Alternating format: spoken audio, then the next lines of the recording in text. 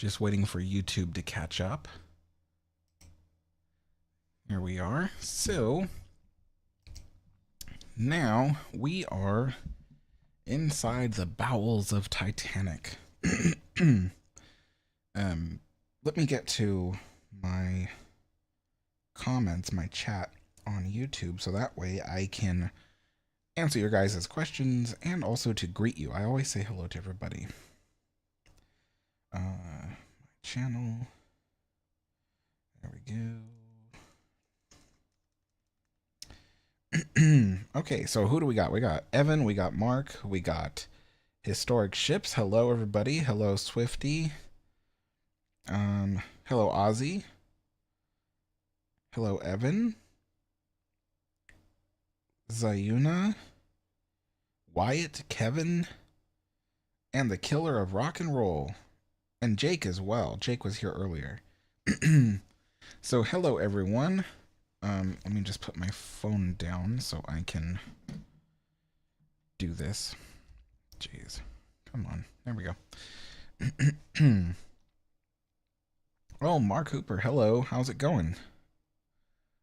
So, we are inside the boiler rooms of Titanic. I could have sworn that there was some audio in this room, but I don't hear it. Maybe it's in my other... I'll wear my headphones the correct way. Evan says, playing the demo too. Awesome. So these are the furnaces that help boil water for Titanic. For those people who might be new and watching this live stream later on, I am not at all like a expert on Titanic. I'm not exactly a newbie either, but I'm not exactly an expert. So I don't know like as much as some people do about this ship. But I do recognize a lot of things that I have seen in the Queen Mary. I do consider myself very knowledgeable about Queen Mary, and so I see a lot of similarities between the two ships. So if I do start making a lot of comparisons between Titanic and Queen Mary, that is because Queen Mary is what I'm familiar with. I think it's so hard. I have like these lights on me so that way you guys can see my face, and I can't even, in this coal chute, or not coal chute, but coal bunker, I can't even see where I'm going. It is so dark. So Mark says, we put our Christmas tree up today. Awesome. Yeah, I was thinking about buying like a little mini Christmas tree. Got stuck there for a second. Yeah, a little mini Christmas tree because, frankly, I don't want to deal with a big one. Yeah. And I have a place for it in my dining room, so... The only thing is, like, for Thanksgiving, which was yesterday, I had to move a bunch of stuff from the dining room into my office. So I can't even get into my office. If I wanted to, like, do videos of my model railroad, which I probably wasn't going to because I've been pretty busy. But if I wanted to, I couldn't, because now the office with the model railroad in it is full of stuff, and I can't even get to the model railroad. But yeah. TNS says, this is awesomely realistic animation. Yeah, I would say so. I think it's amazing. And one of the reasons why I'm climbing through this coal bunker is because, you know, up until I played this for the first time, in this version at least, I mean, I did not know that the coal bunkers were connected over the tops of the boiler rooms. I thought the coal bunkers were just these vertical bunkers that were separated by walls. Or bulkheads, if you will. But they actually connect above each boiler room. So, you know, one coal bunker will connect with a second one, but they don't all connect with each other. That's kind of the point I'm trying to make. And I'm trying to think, like, where do I go? There's a spot over here that I can take us. I think I have to jump down this thing, actually. Yeah. Okay. Here we go. And we should be on the other side of the boiler room. Okay. And then I want to show you guys the coal bunker fire, because it is represented in this game. But I have to find the correct boiler room that it was in. Okay, so... Oh, that's funny. I'm right back where I started the live stream. Okay, so, let's see, I have to go past one of these boilers here. Yeah, I can go to Cafe Parisien. A little bit later, though. Historic Ships says, how was everyone's Thanksgiving? I don't know about you guys, but I had a great Thanksgiving. Was with family. Oh, here's an interesting device. I passed it once already, but I didn't say anything. This is part of the ash ejection system. So, but the interesting thing is that I don't remember why, but there is a lift that can bring the ash buckets all the way up to the room above the boiler room. But I don't know why they have that lift, because you're supposed to actually dump the ash in this pit right here, which then fills with water, and then you pull that ring there, and that opens the valve to flush the ash up and out of the ship. So I have no idea why there is an ash lift that goes up into the next level. I have no idea. So, okay. I'm going to find that boiler room that has the coal fire. And of course, people who are very familiar with Titanic will be like, oh, it's boiler room such and such, don't you know? But I actually don't. I think it's over here somewhere. Here we go. This is the coal bunker fire. What boiler room are we in? Fire furnace number 2. I'm guessing that means boiler room 2, because if it meant literally the fire furnace, then there would be one for every single furnace.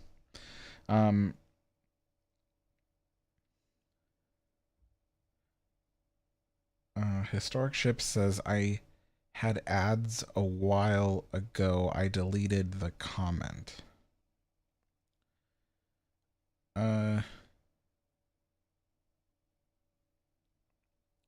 Oh, okay, so people are being interrupted by ads. Yeah, I'm sorry, guys. I know some of you will get ads and then some of you won't. So it's going to actually stagger. So, but the good news is that the ads are every 18 minutes. So if you had ads just now, you won't get it for another 18 minutes.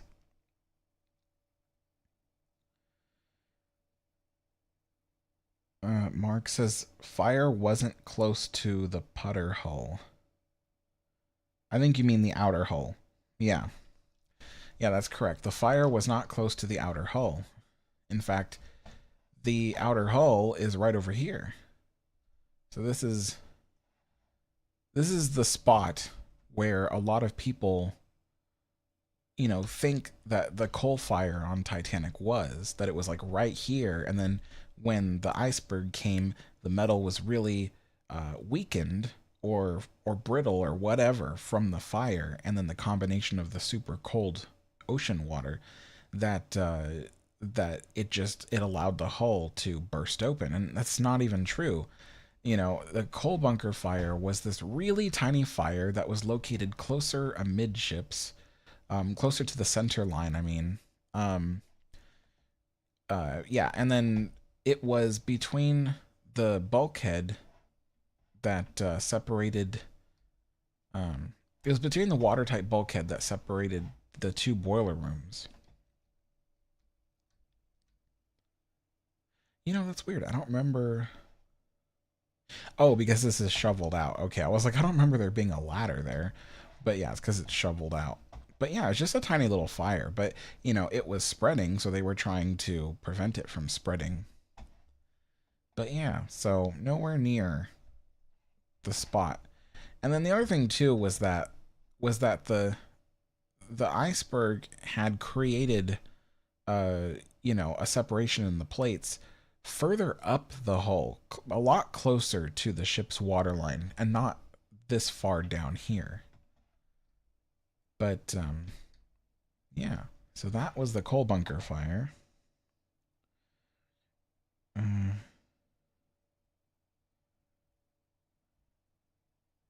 Historic Ship says, "Hey Alex, is there going to be a Queen Mary update next year?"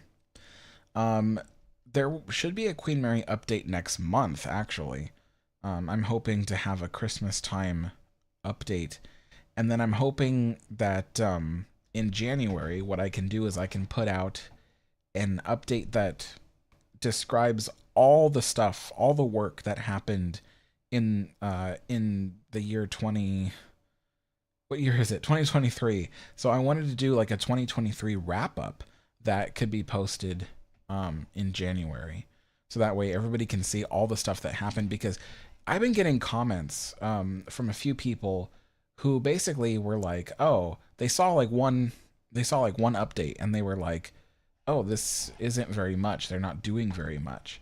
Or like I had someone the other day who was like, "Well, I know I just saw this update, but I just came from the Queen Mary and it doesn't look that good. It doesn't look, you know, like nice or whatever." And the thing is like I have to tell people, I'm like, "Well, I know it doesn't look like when you go there, it may not look like a lot has been done." Although some people would disagree. A lot of people have said, "Oh, I went there and it looked totally different." And I would agree too. I mean, you know, it does to me look totally different. But I've had a lot of people who were basically like, "Oh, I don't really see the differences that are happening." And so therefore they don't think they don't think there's much to really praise about. And so I wanted to create a full update that shows everything that happened in 2023 and also 2022, since the ship wasn't even open and there is stuff to talk about. I keep getting stuck. I keep forgetting like I have to crouch.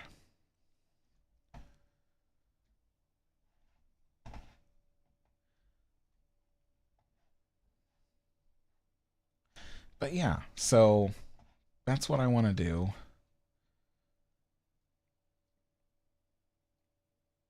Uh, yep, you guys, the bridge on Queen Mary is open and you can explore it at your leisure.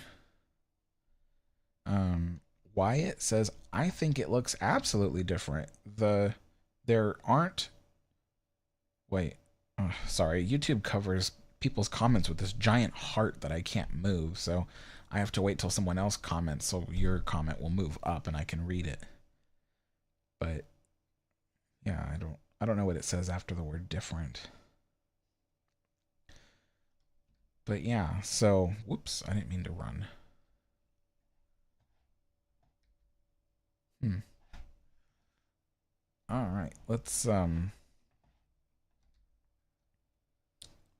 go to the next boiler room. I can get turned around and lost pretty easily down here, honestly, because the boiler rooms to me look so similar. So I don't even know where I'm going. Okay, so okay, this must be the next way. Well, let me make sure there if there's no, yep, that's okay. No, I am going back the way I came. So there's the coal fire. And I have to go stuck by the wheelbarrow. I have to go through here.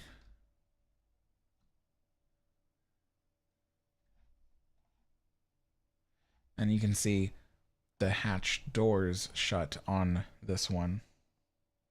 Okay, so Wyatt says it looks absolutely different. The halls aren't green and nasty anymore. Oh yeah, that is a major change.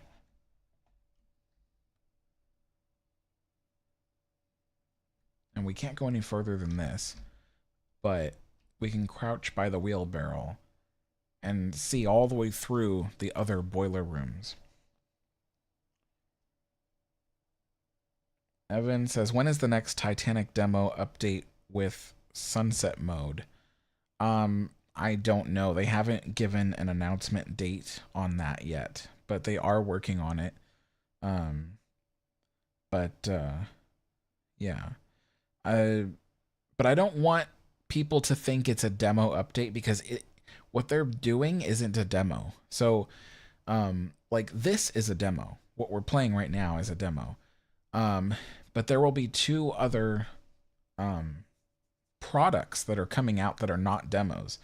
So the next product that's coming out will be made out of this demo, and it'll be called Project 401. And so it's not a demo, it's an actual project.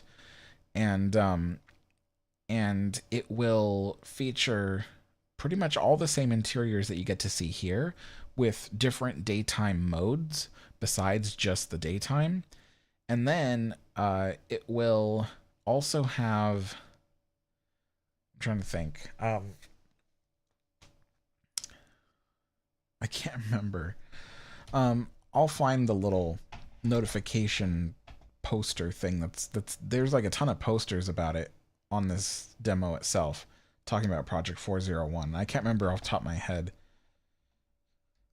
what all of it is, but I'll be sure to talk about it if I find it.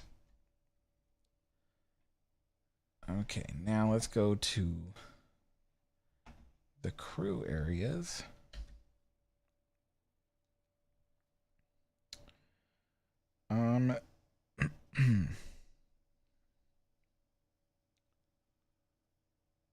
Oh, see you later, historic ships.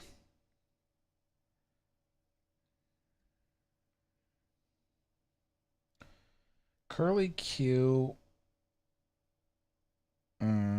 Hold on. Just making sure I didn't skip anybody else's question.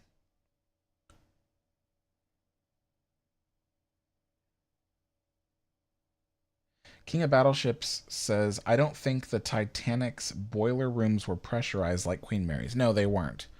There was no need to really pressurize them necessarily. But they were supplied with fresh air from outside, which is, you know, the same way, same thing as Queen Mary.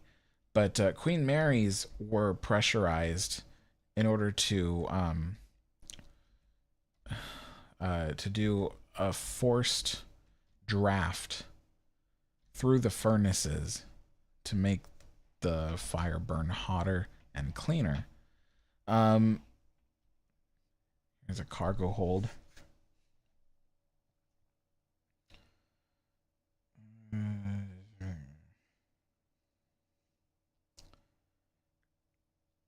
Okay, so back to Curly Q's question. Very random question, but there's an old machinery type smell on the Queen Mary, even in the first class areas far from the boiler rooms.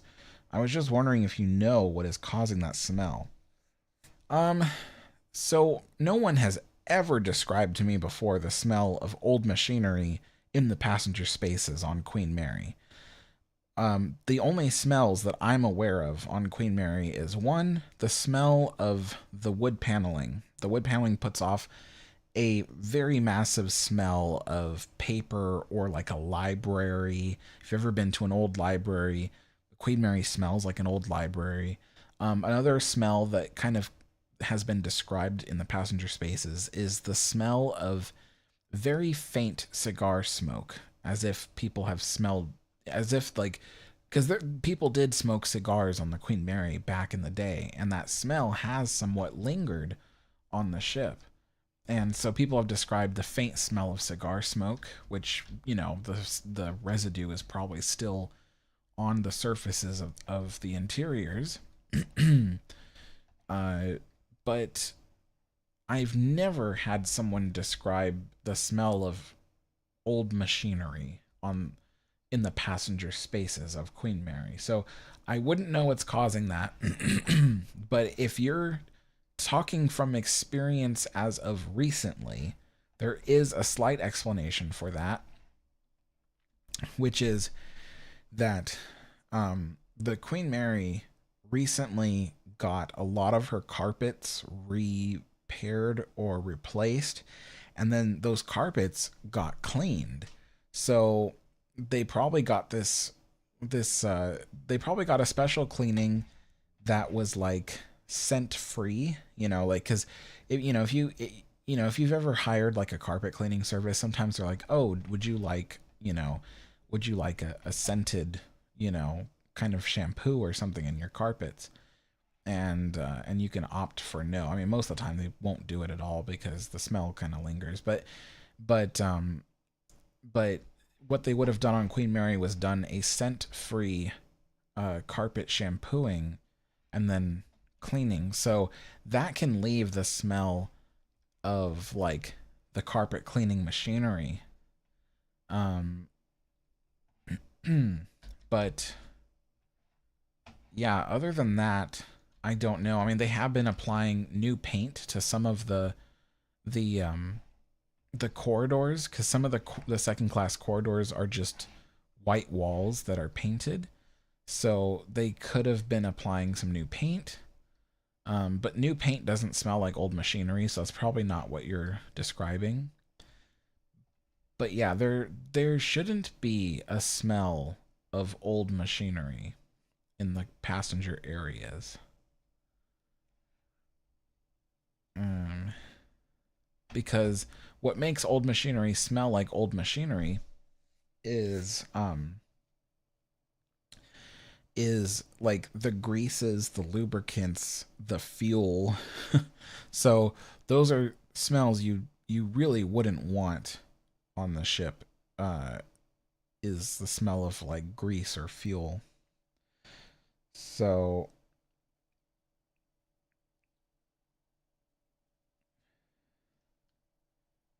Curly Q says she has a pleasant antique smell. It reminds me of the smell of a lot of antique autos and railway cars.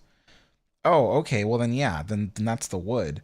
Because a lot of railway cars and stuff like that, they're all wood interiors and stuff like that. So it smells like wood. So yeah, it's just an old smell, and that's what the ship smells like. She's it that all that wood paneling and stuff puts off a very distinct smell. I never noticed these black lines. That's interesting. Okay, so we're about to jump into the chain locker of Titanic. And you can see one chain is, I don't know the terminology, but it's in here. And then the other chain has been pulled out. I can't lean over, so I can't show you the very bottom of the pit. But this is what the chain locker looks like. And Queen Mary would have had a very similar chain locker with hawse pipes that that would allow the chain. So here's the hawse pipes. So the chain goes through that all the way up to the forecastle deck. And now we will continue on our journey. So this is a cargo hatch, and each level could be decked off. They just put these steel beams across, and they lay a removable floor over it, or removable deck, if you will. Some people are very adamant that I stick to the terminology. So, but yeah. And then here's one of my favorite things to talk about. So I often ask people to guess what this thing is. A lot of people guess that it's like a toilet or something like that, but it really isn't. In the old days, there in real life there would have been a big lever on one side of it, either the left or the right side, or maybe in front of it. But basically, this was a garbage chute. This would you would empty out garbage bins into this thing, and then you would pull the lever, and the garbage would funnel out into the ocean. Now, I know some of you are like, oh my gosh, that's awful, like polluting the ocean and stuff. But you also have to remember that it was 1912, and at that time, there weren't a lot of dangerous things in the garbage like plastic. I think the most dangerous things in the garbage probably would have been broken glass, broken plates and crockery and stuff like that. Maybe some like ruined uh, utensils that are made of steel or copper. But there were no unnatural materials such as plastic in the garbage. So a lot of it would have been either organic matter or um, or mineral, like something that occurs naturally. So, but I mean, it's not doesn't make it any better for littering the ocean. But I mean, yeah. So now we head up. We're on the next level. And we are right underneath the forecastle deck on the bow of the ship. And this room behind bars here is what they call the windlass room, which is for the capstan machinery and the anchor chain hauling machinery and stuff like that. So it's a giant machinery room. And oh, here's a forced draft fan. But that is a capstan. Capstan. I don't know how you pronounce it exactly, but capstans on a lot of these steamships were very similar. In the way old days, the capstan was steam powered. In fact, so I know the ones on Queen Mary were, I believe, electric. Yeah, the ones on Queen Mary electric. These are steam powered. So basically, to kind of show you how it works, these over here are steam engines. There's two of them to provide a lot of power. And each one has what appears to be two cylinders. So each one is two-cylinder steam engines. And then there is a kind of like a drive shaft, a drive axle that can be connected through the gearing machinery that can be connected, and then it will turn this capstan. And with the capstan, you could wrap rope around it. So let's say it's like, let's say you're coming into New York and there is literally a pile of snow on the forecastle deck. It's windy. There's lots of snow and sleet coming down. It's just impossible to work on the forecastle deck to prepare to moor the ship to the dock. So the workers could instead come down here into this room, which is sheltered. It's not air conditioned or heated, but it is sheltered.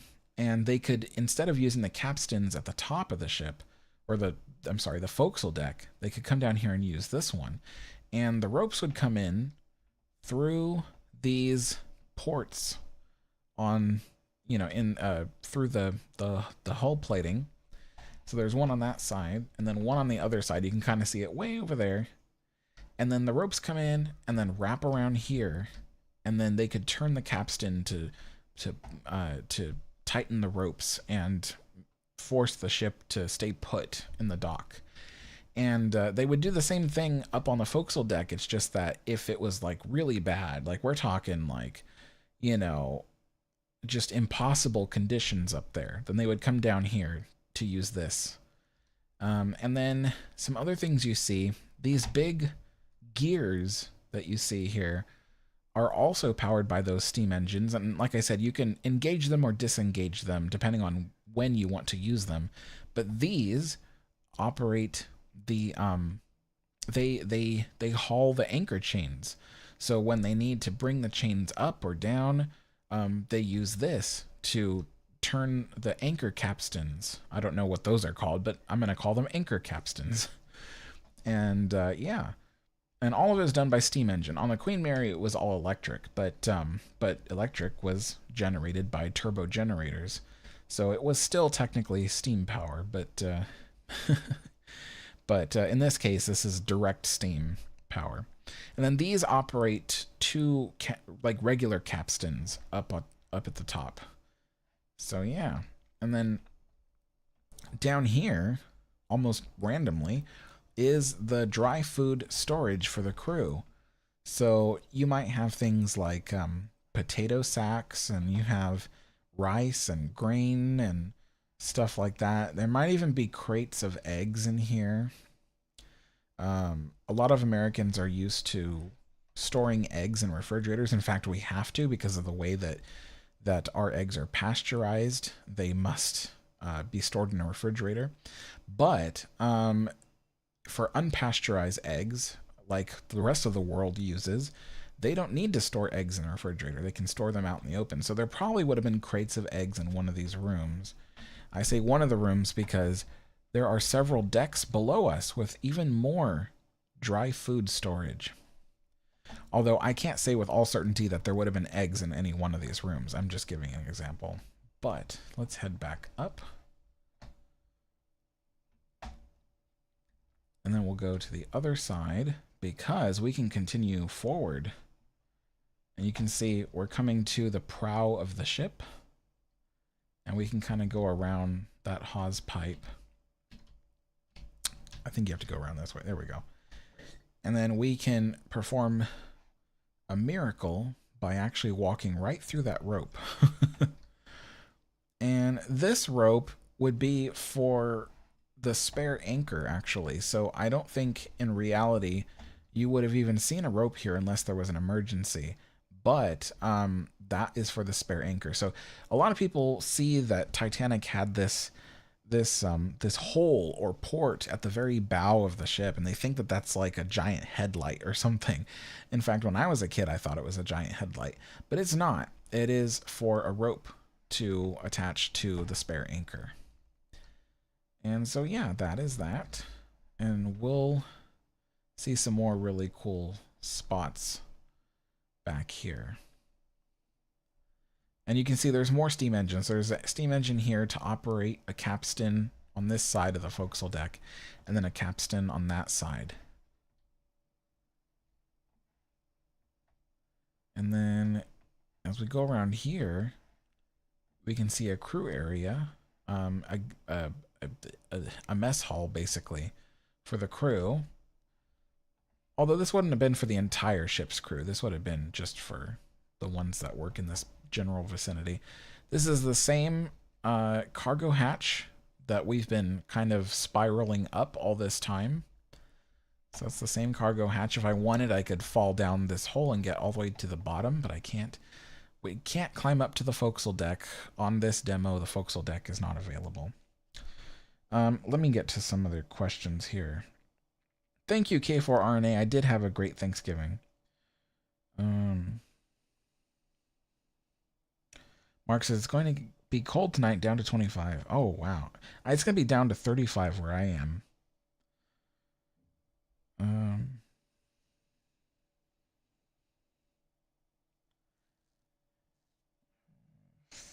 Faux Bob the Shish Kebab says the ship probably still needs grease and lubricant on the mechanical parts for preservation. I think you're referring to the Queen Mary. Yes, there are certain parts of the ship that do need grease and lubricant, although I literally can't think of any because as far as I'm aware, they have not been applying grease or anything like that to any of the mechanical parts of the ship, because none of the mechanical parts move anymore. A lot of them have already rusted into place, so they're seized up. But yeah, an argument can be made that maybe there is grease and lubricant somewhere on the ship for something. But the thing is that it shouldn't be in the first class spaces. There are no like the only thing I can think of is maybe the air conditioning system would have fans that have grease and lubricant in them. But let's put it this way. The ship is also a hotel. So, and hotels, they make sure that when their air conditioners are worked on, that you can't smell the grease and lubricant from the air conditioner, because that would just be unpleasant for the ship. So, or for the hotel. So I don't see a reason why there would be the smell of grease or lubricant in the passenger areas of the ship. I'm not talking about the outside of the ship. Like, we're talking about the inside where like the shopping, dining, sleeping areas are. So okay, so I did catch up with that. Now get back to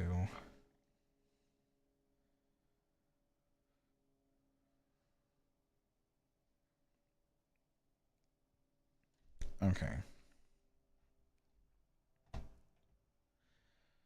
Yeah, I love the cold weather actually.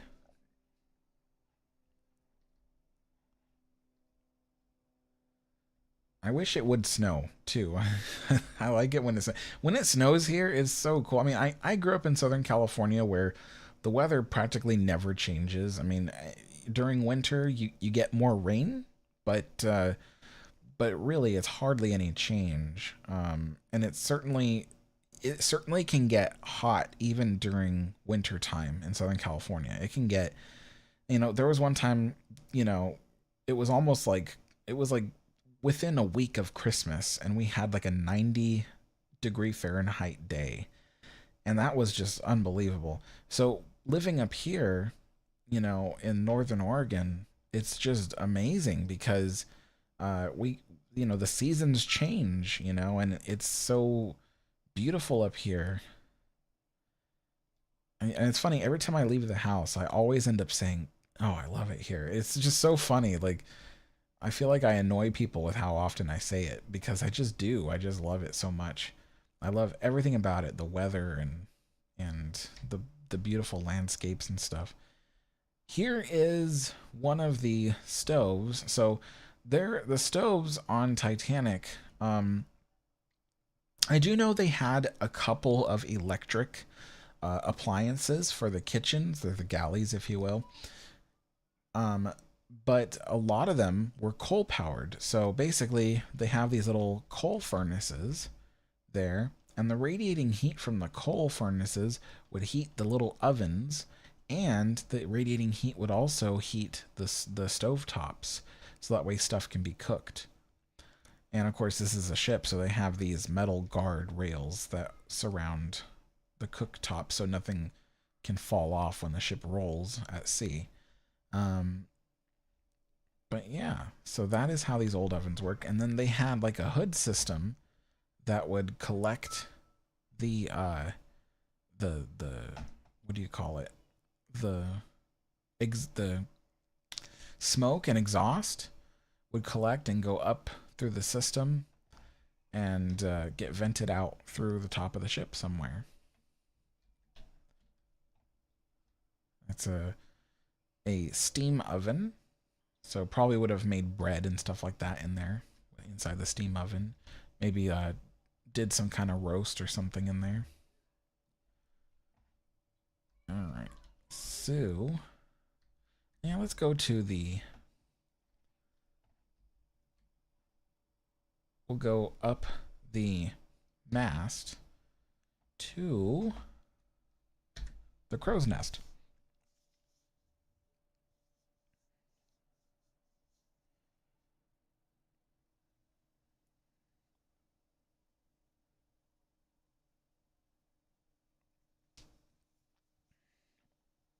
Lachlan says, "Hey Alex, we're going into summer in Australia. I'm assuming it is winter in America by now.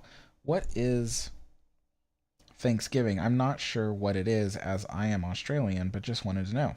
So, Lachlan, hello from the United States. So, Thanksgiving is a holiday we have here. And well, people, I'll just give you the story that everybody is told because I don't know how true it is. But the story that everybody is told is that the first colonizers coming to the United States were the Pilgrims, and they came and were greeted by the American natives, who then offered a meal to them, and kind of started a tradition of doing a feast on this day. And part of the American tradition of the feast is to express your thanks for what you have. So it's kind of like a day to be thankful for um, hospitality, for family, for friends, for everything, and you just feast on things. So it's a huge feast that we have, and we Americans, we love our feasts. We feast on Easter, we feast on Thanksgiving, we feast on Christmas, and of course whatever other holidays that we also celebrate I know some families celebrate different holidays and stuff like that. So we love our feasts. But yeah, that is what Thanksgiving is. And every year, my family and I look forward to it. We always cook basically the same things as most families do. Um, the main thing that a lot of Americans have for Thanksgiving is turkey. So we often nickname it Turkey Day because that is literally the main dish that we have. And that also supposedly dates back to the original feast that the natives had with the pilgrims, um, because they ate wild turkeys that were roaming the area. So, yeah.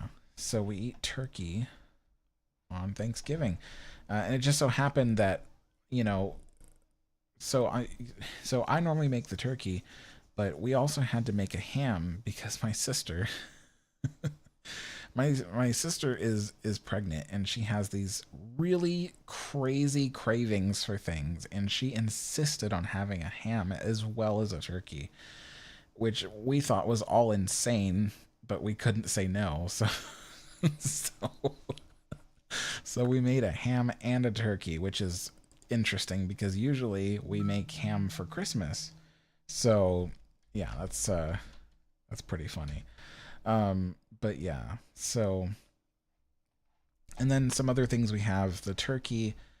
You know, we also have what we call stuffing. Some people call it dressing, but it is basically like a well, I use like a cornbread stuffing. So it's cornbread and mixed with vegetables and apple and cranberry and stuff like that.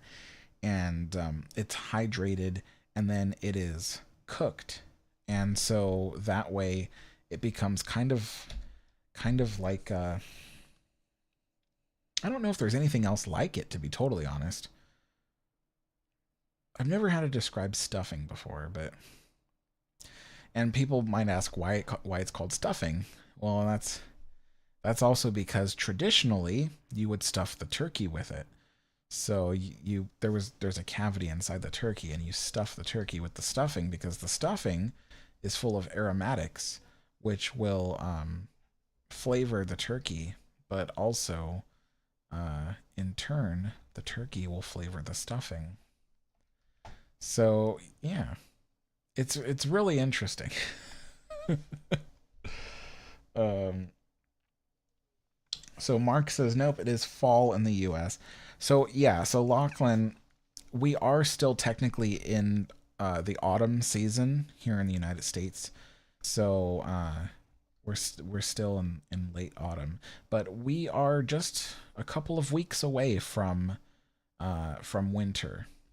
That is for sure. So we're here on the promenade deck. We're in the part that is sheltered, and now we're running along to the unsheltered. Well, I guess it's still considered sheltered, but it is open air promenade. Let's see.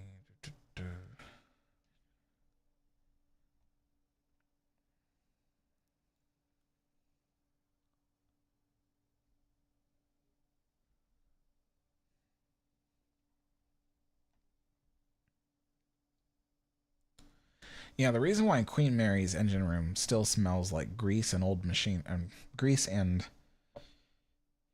well, yeah, old machinery is actually an interesting story. When a lot of ships are decommissioned and then retired, a lot of times there will be some kind of crew that comes in and literally cleans all the machinery to remove any old grease or fuel or something, oil, all that kind of stuff.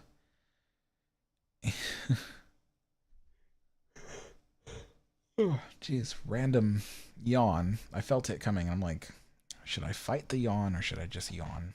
Anyway, so where was I? Oh yeah. So a lot of times they will come and clean all that stuff out, and the the whole engine room will be clean as a whistle. That way there's nothing toxic or anything left behind. When it comes to the Queen Mary, however, everything was left as is. I mean, there was still fuel in the ship's fuel tanks, and for many years. I mean, it took a couple of years before someone came in and actually finally pumped it out. Um, so it's funny because when you walk around the engine room, there are sometimes buckets that are hanging from pipes, and the reason why they hang buckets, and it's not everywhere, not all the time, but the reason why they hang buckets is because all the pipes are still filled with lubricants and liquids and things like that. In some cases, fuel. So the buckets are there to catch any drops that are dripping out. And in fact, when you go into the engine room, I mean, there was one area where, I mean, it might still be there. There was a bucket that was just hanging in the dangling in the center of the room, right underneath a pipe, because right then and there was a oil pipe for greasing up the steering. No, I'm sorry, not steering. The drive gear machinery, and that pipe would leak. So and so I know. So yeah, a lot of people will be like, "Oh yeah, the engine room smells like grease and stuff like that." But technically, for a ship that has been properly decommissioned, there would be no grease and oil and all that sort of stuff. But with the Queen Mary, they left it all in place, and yeah, it's pretty funny.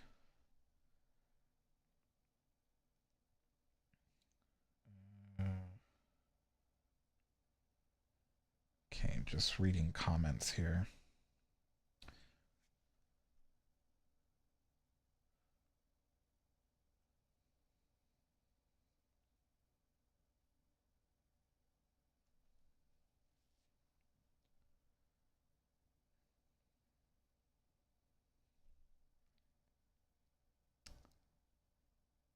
Hmm. Yeah, I actually used to wonder whether Australia ever got cold.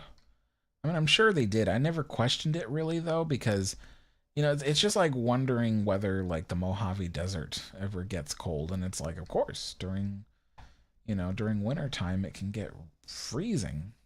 Um, so, folks, we are in the first class smoking room on Titanic. It's one of the spaces I love the most because of the sheer detail and beauty that has been imbued onto the bulkheads and pillars of the room. And they have a real coal fireplace.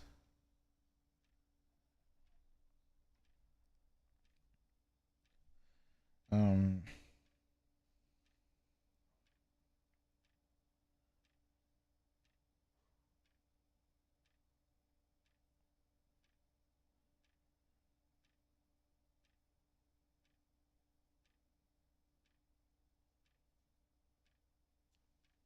hmm. Kylo Bear says, I had Korean food on for Thanksgiving. Awesome. You know what my favorite things is kimchi. My gosh, I can eat so much of that stuff. It is crazy. I love it. I love all kinds of kimchi too, and all kinds of spice levels. Well, okay, I should be more specific.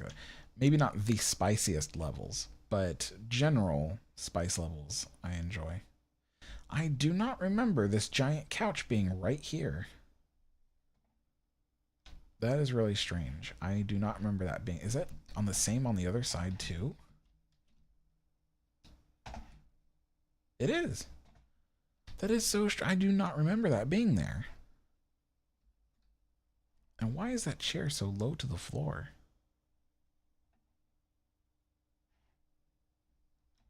I feel so crazy. I do not remember there being a massive couch right there. Oh, it's so strange. We are in the aft grand staircase of first class.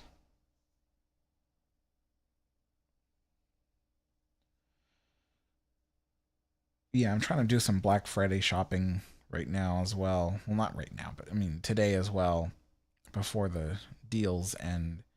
I got some things for my family today, but I wanted to get a lot more today because, if there's a lot of deals and stuff. So Evan says, "How is your dad doing, Alex?" He's doing good. He's doing pretty good.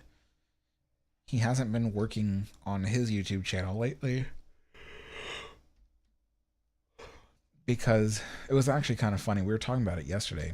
He said, "How come you're not working on your YouTube channel, Dad?" And he's like, "Well, because he does cooking. He does like a cooking show on his YouTube channel." And he said because all anybody wants to see is him cooking Mexican food. And the thing is that he doesn't want to do that all the time. First of all, it gets boring. Second of all, Mexican food can be expensive to cook because there's a lot of ingredients involved.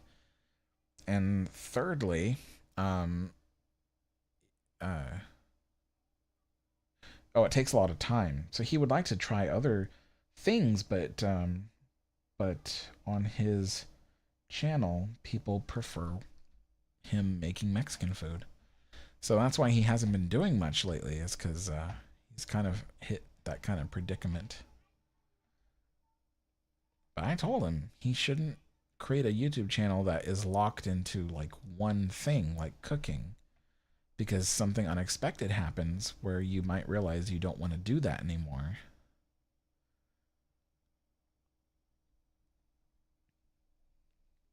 So we are in Thomas Andrews' cabin. You can see he brought all his blueprints of the Titanic.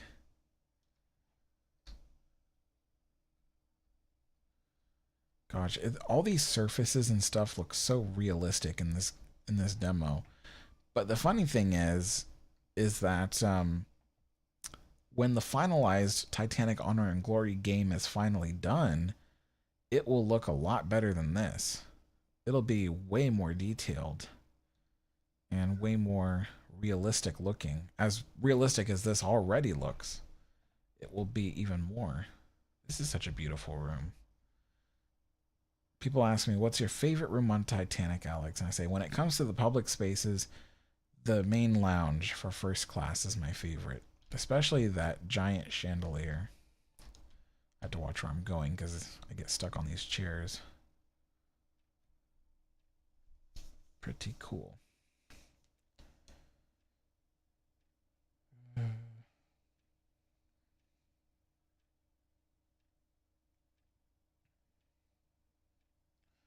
Yeah, our trees here. We lose a lot of leaves during autumn because there's a lot of trees that go dormant for the winter.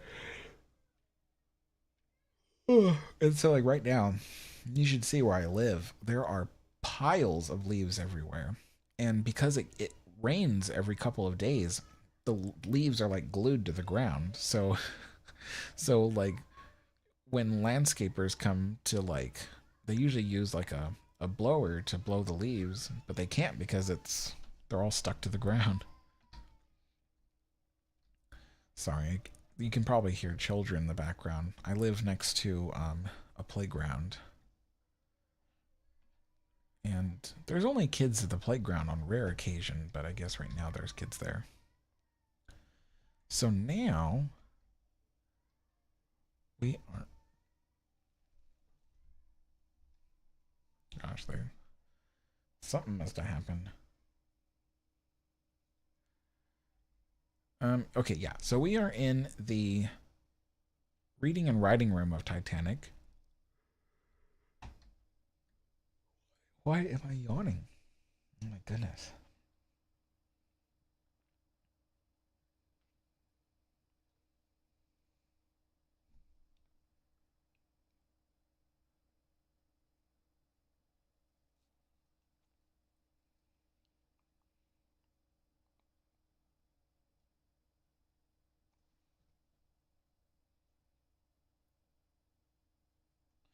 Oh, Jamie asks, any idea what the cable is for that is about eye level along promenade deck In between the support columns, yes. So let me take you out there so I can show you.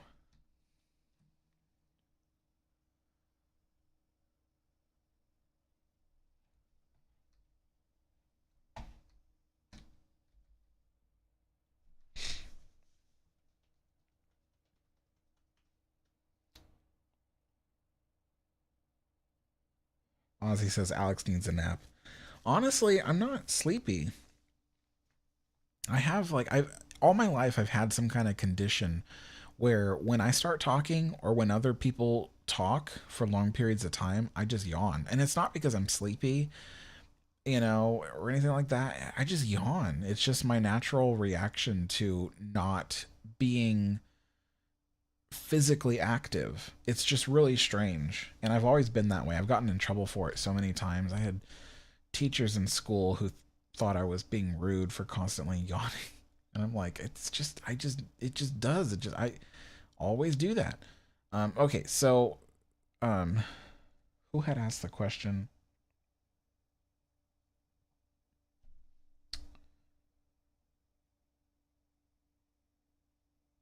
Okay, so the cable, I wouldn't say it's eye level, but it's far above. But yeah, there is a cable there.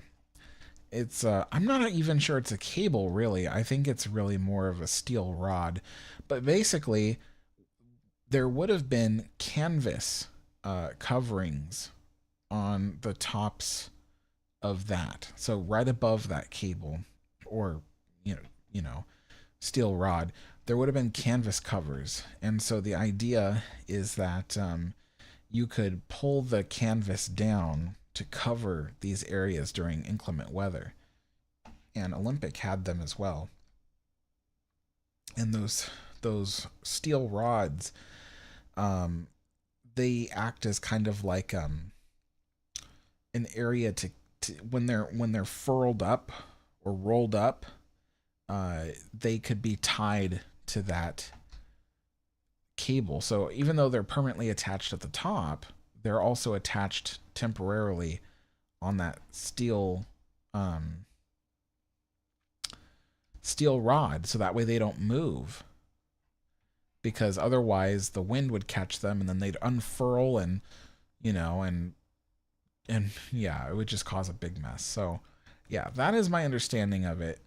Is that that's what that is for.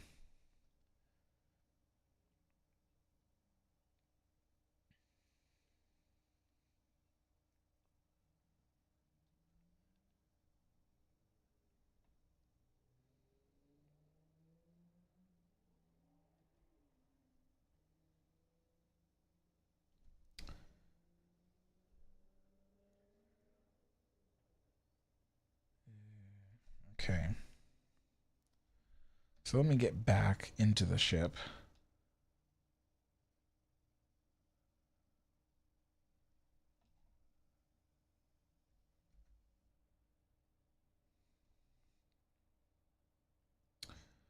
K4RNA says, does anyone know what the numbers above the chairs are for? Yes. For identification. So basically, um, it's used by both crew and passengers alike. So the crew would use it to identify each chair, keep track of it, make sure that, one didn't slide off the ship. And if it did, they knew which one it was, that kind of thing. So it's good for tracking. But the other thing, too, was that it was for the passengers because those chairs out on promenade deck, they were not just free to take. You couldn't just walk up to one and sit on them. You actually had to reserve them. So a you'd have to tell a crew member that you would like to reserve a chair on the promenade so that way you could relax. And then what they would do is they would assign it to you. So they tell you, okay, you are chair number such and such. And that's where you would sit. So it was to help you identify it. So, and like I said, crew used the number as well. So that way they could keep track of the chair and make sure it's not missing, make sure if it's damaged they could easily report it, that kind of thing. So, yeah. Hello, Doc. Thanksgiving was really good. Delicious food. How was yours? I did. I cooked turkey. I cooked stuffing. My father cooked the ham because my sister insists on ham, and I made a white gravy to go with the turkey and the stuffing as well. So, because my family insists on gravy, I could go without it, but you know, it does help too. Because sometimes the white meat on the turkey is kind of dry, and so having a gravy with it really actually helps.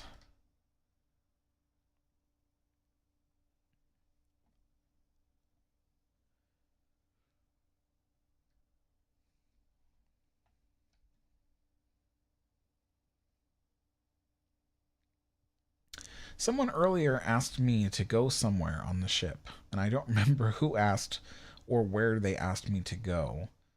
So if you're still watching, whoever that was, where did you want me to take you on the ship?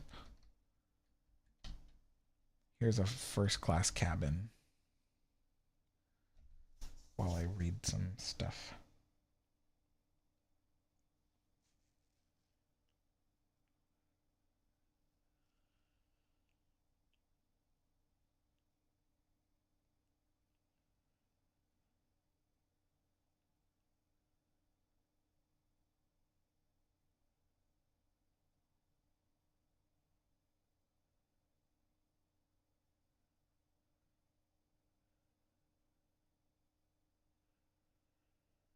So K4RNA, the reason why 13 is on all the chairs out is because in this game they actually didn't have the time to go and number each chair individually. So when they were making this game, they just created one chair, and then I guess someone decided on 13, and then they just went and duplicated the chair multiple times in order to, you know, put all those deck chairs up on the ship. So, but in real life, they wouldn't have all been numbered 13. Somebody asked where all the curtains were on the ship for in front of the windows. So, certain windows did not have curtains. Like these did not have curtains. There was no need for it because this is a public space. So, there was no need to shut out the light. In fact, they want daylight. But there are certain rooms, like we were just in the first class drawing room, or the reading and writing room, sorry. And in the reading and writing room, there were curtains. So you can see curtains up there on the windows. So I don't think they would have been used. I think they're just decorative because once again, this is a public space on the ship. They have no need to close the curtains. But yeah, there were curtains. Okay, so let's go down a level.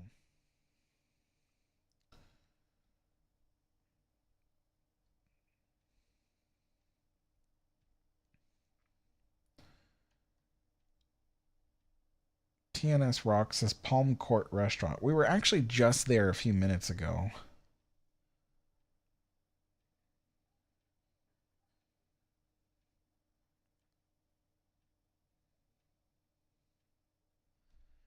Killer Rock and Roll.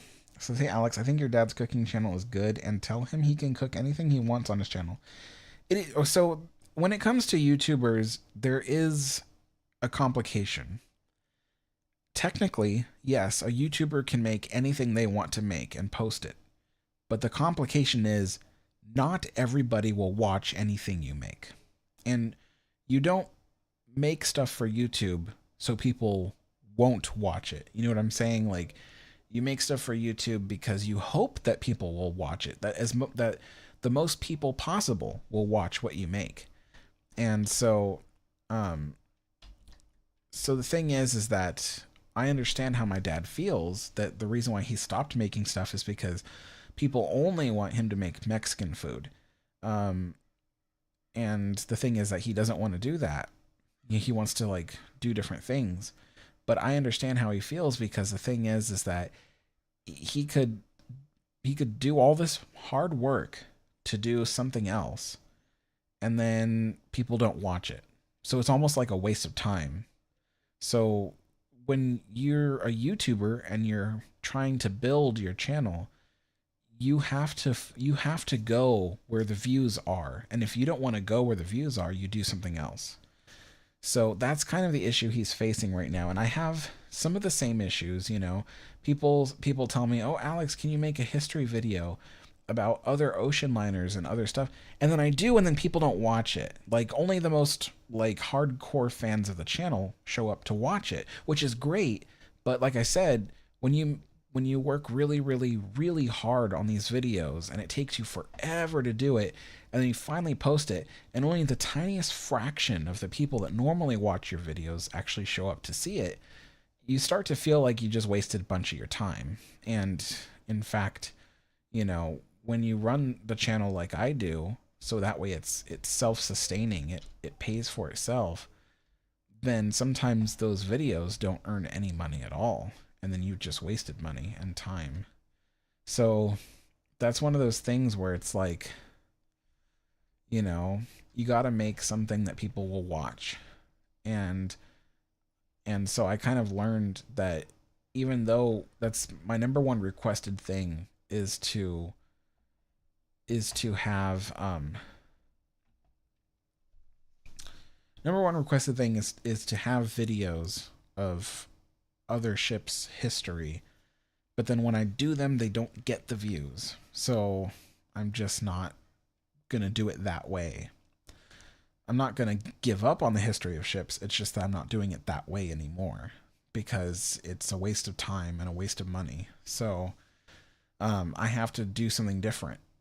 And so my dad, he's trying to figure out what that is. And I told him, I said, you don't want to start your first channel like I did, doing one thing, like he was doing cooking. I'm like, because if you find out that people don't want to see what you're cooking, that they want something very specific, you're going to feel disappointed. And I was right. And then, you know, with me, my channel started off all about Disneyland history. And the thing was is that after a while, people stopped watching my Disneyland history content because they were like, okay, we get it. You know, they were like, we've seen all the history about Disneyland we want to see. And so I still had like my fans who were like, oh, you know, please keep making videos about Disneyland's history. And I'm like, but nobody's watching anymore, you know? So I'm like, I got to do something that keeps the channel alive. And then, of course, I also eventually stopped being a fan of Disneyland. I just don't like what they're doing. So I thought, I'm like, you know, I'm going to find something else I'm interested in. And voila, the Queen Mary. Became interested in that. I love this room, by the way. I just love the wood-paneled walls. It looks so amazing.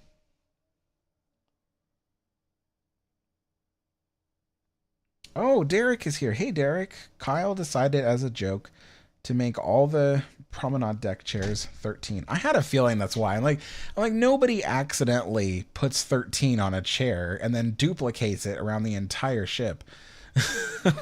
Like I was like, I don't know. I don't think that was an accident. That's funny.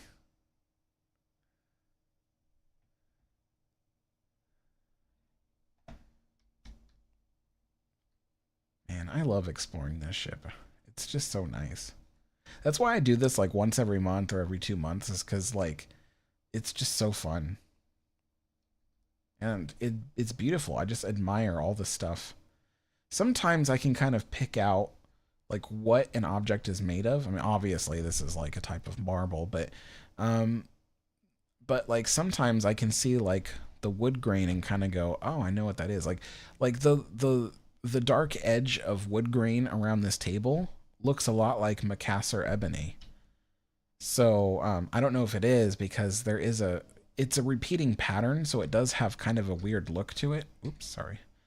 Um, but the stripiness of it kind of looks like Macassar ebony, which is actually my favorite type of wood. I don't know. I think I messed up the aspect ratio thingy. Because now it looks kind of... That's too close. That's slightly too far away. Whatever. We'll deal with it. And now to the next room.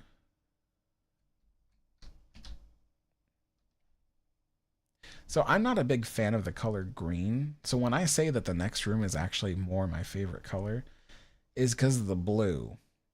Now, technically, my favorite color is purple, but next to purple is blue.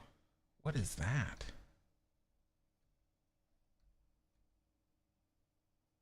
I've never noticed that before. It looks like an arrow. That's strange. At first I thought, oh, it's like a coat hook or something that is reflecting, but it's not. It's flat. It's two-dimensional. That is interesting. I never noticed that there before. It's probably something that, just needs to be changed or whatever, but they'll do that when they do the... There's another one. Okay, that can't be accidental. What is that for? Is it in the next room too? It is in the next room. There's one above each bed. How did I not see this before? What is that? Derek, if you're still here, I would love to know what that is.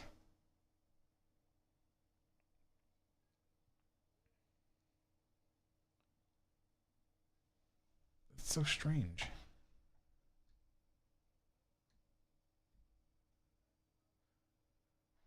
Is it in this room? It is in this room too. Well, that's weird. Now I gotta go to another room. Let's go to Electric Avenue. No, I'm just kidding. Oh, here's another open door. Let's see. Okay, so here's a bed. I don't see one. No. Let's see. Oh, the other cabin's closed. But okay, let's go to the Strauss suite. And we will, because they have a similarly laid out bedroom. What deck are we on? B deck. Okay, so we gotta go down.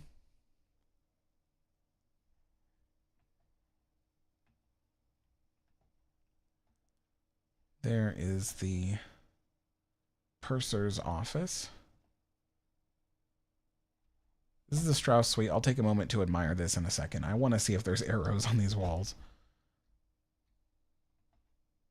Nope.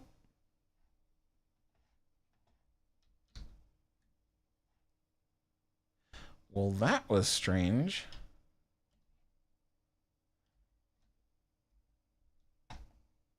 All right. Well, anyway, let me show you guys the Strauss suite. This is one of my favorite cabins. Actually, I think it is my favorite cabin.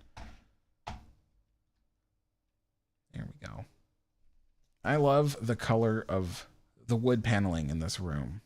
It's got this kind of like cherry red glow to it. Even though it's brown color, it's like a cherry red glow, and it's just beautiful.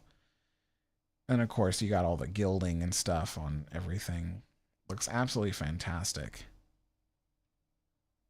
And then another thing I find so cool is like the upholstery of the chairs and the cloth on the table. It looks three-dimensional. It looks like you could reach out and touch the pattern and you could feel the texture with your fingers, because the pattern would be kind of proud of the rest of the flat material. So it's really interesting. Let's see.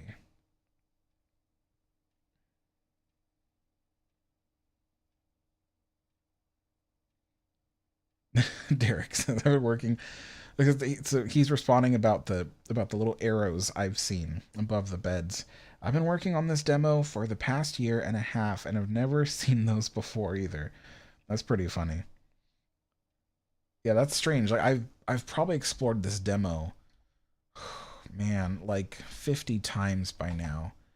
And I had never seen that there before, and I've been in that room so many times. So that was strange. But I keep forgetting what this room is down here. But no, somebody else said something about calling for the valet or the valet. There's an arrow. There it is. There's an arrow there. What in the world? And it's right here above the couch. Look, there is a nail at the top.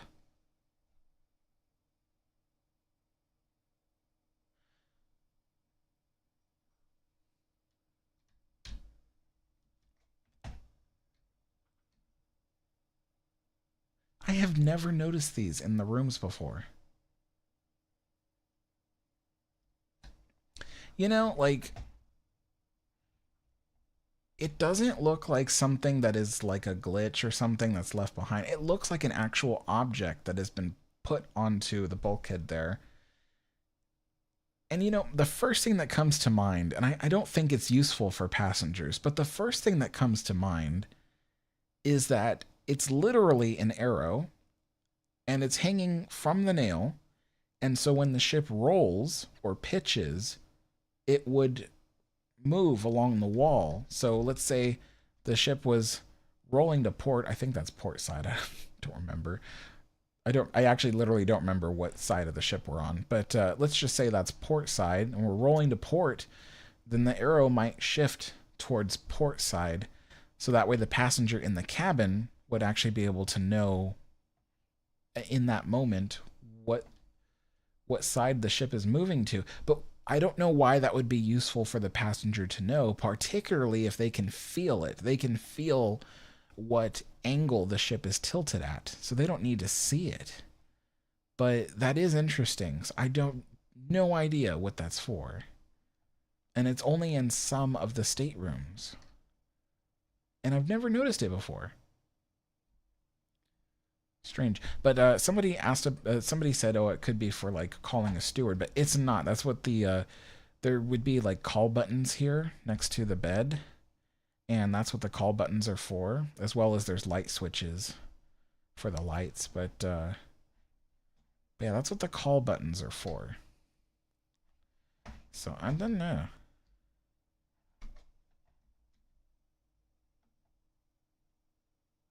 So anyway, we continue down along here.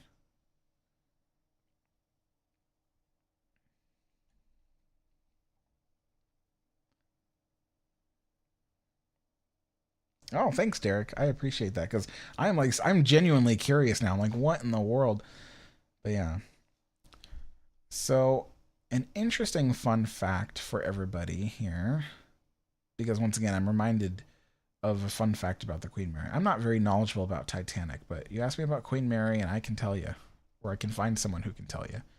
But one interesting thing about it is you see all the wood paneling here on Titanic. A lot of the ships at the time were full of wood paneling, which of course made them more flammable. And so a lot of ships were finding, or a lot of companies were finding different ways to make the ships a bit less flammable. And on the Queen Mary, they actually designed a certain material. So all the paneled walls on the Queen Mary are made of, what do you call it? I can't remember. Plywood. There we go. It is layered plywood, and the center layer of the plywood has a sheet of asbestos in it. And so this was a product that was first invented by the Turnall company. So it was called Turnall plywood, and it was developed specifically for the RMS Queen Mary, and of course applied to the top surface of the plywood was the expensive wood veneers that the ship had. So the idea was, if for some reason the paneling ever caught fire, the fire would actually either burn very slowly or even not at all, because it would be robbed of its ability to properly burn the wood. But nevertheless, it would burn very slowly if it ever caught fire, allowing people more time to get out of the ship. But yeah, and Turnall products are still around. They're different now, so it's no longer the same type of plywood.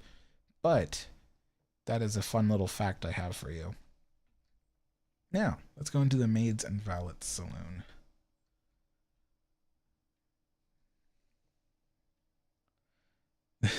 Yay, asbestos, exactly. I say that about asbestos all the time. So Evan Scott says, I think those arrows are hooks.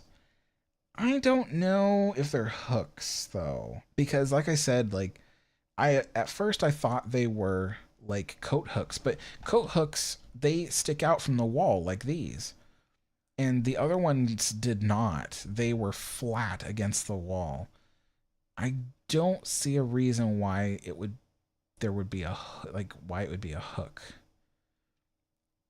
I mean, maybe you can like pull it off the wall with your fingernail and it acts as a hook, but what would it support?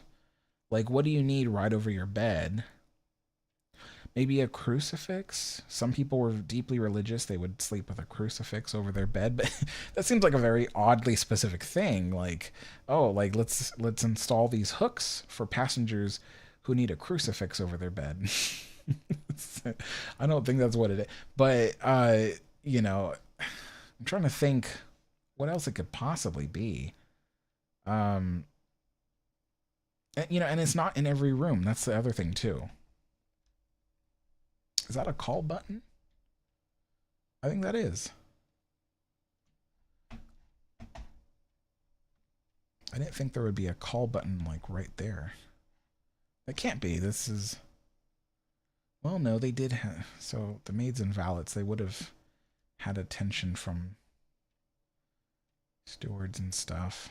That's interesting.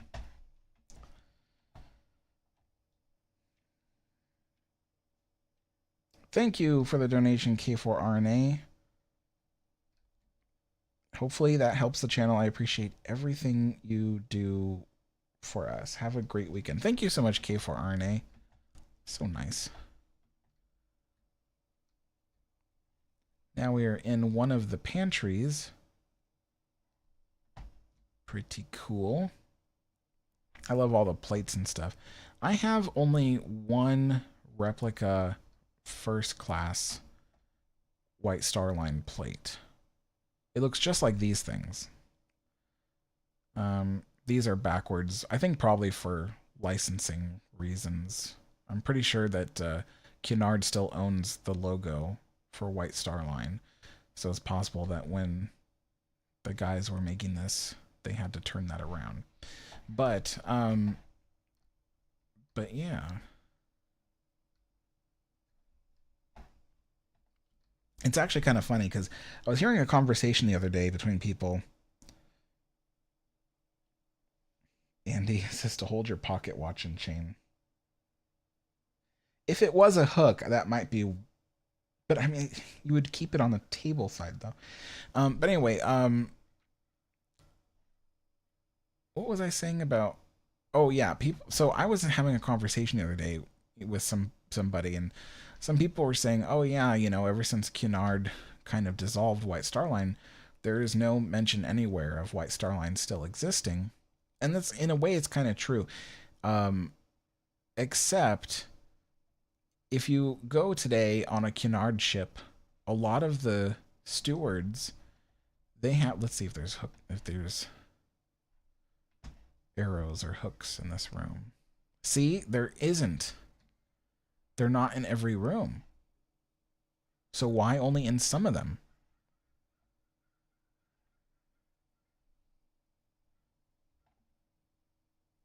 Anyway, so White Star Line.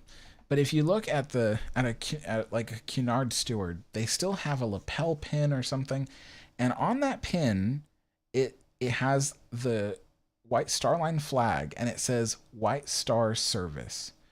And so I was talking to another friend of mine, Steve, and we were kind of talking about that pin, and so he says that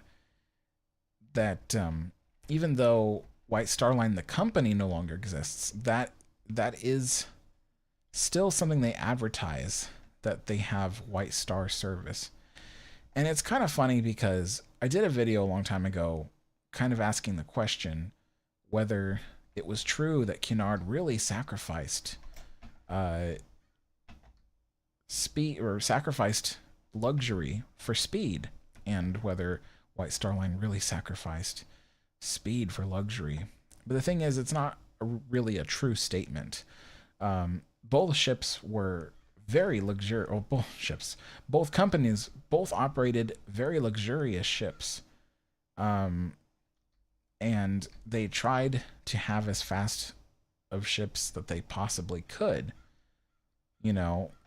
But White Star Line, they couldn't afford to experiment with a super fast liner. They wanted to do something that was reliable, something that they knew was fast enough for people. And so that's why Olympic was not built to be a blue ribboned champion. It was built to be a ship that could keep up with the fastest ships of the time and yet still maintain its luxury. Cunard, on the other hand, they wanted the luxury. I'm sorry, they wanted the luxury and the speed. And so they didn't sacrifice luxury to create speed. You know, it's not like they skipped on luxury service so that way they could use the money to pay for more expensive machinery. They were very luxurious. But all that being said, there must be some kind of supremacy with White Star Line if Cunard today advertises White Star service. So so it's just an interesting little nod to everybody. Okay, so let's see. Derek says, I got an answer from Matt D himself. Awesome. The big wig. Derek says, it holds the portable the portable gimbal lamps when you want them on the walls. Some of the staterooms don't have them because they have lots of lighting already. In some places, they might just be missing. That's interesting. Now I gotta go back. I gotta go see this. So I laughed at gimbal lamps because the first thing I thought of was like a modern day gimbal, but then I thought, that's, you know, that he's probably serious. There were lamps that were designed not to or designed to stay upright or something. Okay, so there's the thing on the bobbin, and then I wonder if this room has a gimbal lamp.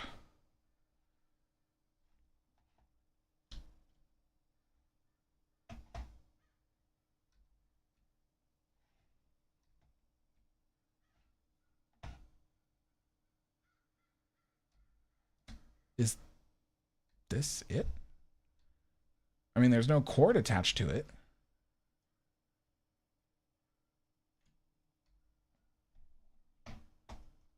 Okay, now my interest is piqued because I'm like, if that's it,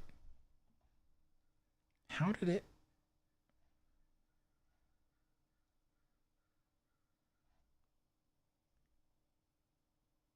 No, I heard that this is, okay, forgive my lack of knowledge, but this room has something to do with the game Adventures at a Time. So this lamp could probably be part of that game. So I got to check another room that isn't. Oh, God. What level was that? So what level am I on right now? C deck, right? Yeah. Okay, got to go up another level.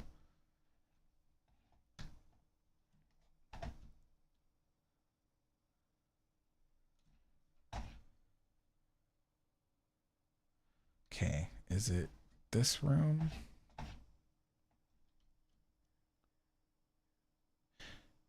No. But, wait. Yes. Okay, I see now. Okay, that is a portable gimbal lamp. See, I noticed it because of the cord. So there's the cord. And then it's a gimbal lamp because it can sit upright. So I don't have a mouse to point to you guys, but in the center of the screen right there, that's the base of the lamp that's up against the wall. So it's a gimbal lamp because that base could sit flat on a table like that. There we go. It could sit flat on a table like that. So I guess the other lamp that I was looking at, that was it as well. But it sits flat on a table like that. But if you put it on a wall, it can swing so that way it sits upright. That is so crazy. I have never... Wow. I didn't even know that... See, there's another one. Okay. Wow. So I'm guessing the base of the lamp probably has like forked hooks like this. So that way when you pull the hook away from the wall, then the two different hooks, they kind of go on either side, because they almost look like an anchor type of shape at the bottom of the hook. So that's interesting. Geez, that is so cool. Well, thank you so much, Derek, for asking and, getting that answer to us, because that was something I would have never been able to figure that out myself. Yeah, Derek says you can even see the hook at the back of the lamp on the wall. Yeah, I was noticing that too. That is so cool. Like, I would have never... Oh, thought there was someone in my house. I'm like, that's not good. Yeah, so... Yeah, that's pretty cool. I would have never noticed that. Okay, let's go show people the engine room, because I'm sure there are some folks who want to see that. Geez, now I'm getting all these ads. Okay, so let's go see the engine room. Wait, what deck is it that... Aha! So on this deck, you can actually go inside one of the elevators, or the lifts, if you will. B deck, lifts. And another interesting detail that I really like is the holes that you can see going up into the shaft of the elevator. Why can't I get up close to one of those? There we go. So you can even see the deck above, or the gates, the door, the elevator lift gate, whatever, to the deck above.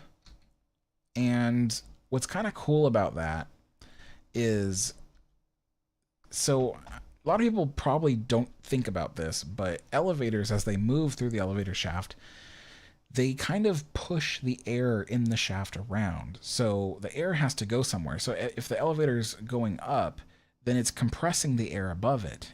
That air has to go somewhere. And so naturally, it actually flows around the elevator. What do they call it? Not a cabin. Whatever. So it flows around the elevator passenger space. But in modern elevators, they have a air conditioning system or a blower system. So they have like a forced fan that sits somewhere above it, or even like a hose that supplies air. So that way the interior of your lift or your elevator is supplied with fresh air, so it doesn't just collect, the smell of people's breath. And but the interesting thing about with Titanic, though, is that these are kind of open. Now, I'm sure there probably would have been like a grate or something, but even still, it would have been open. So as the elevator moved up the shaft of the elevator shaft, the air compressing above it would actually kind of help to flow into the cabin.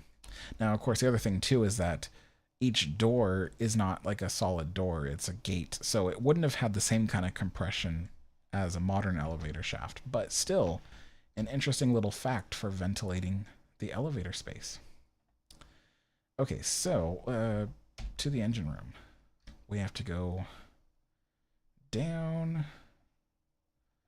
to E deck to get there.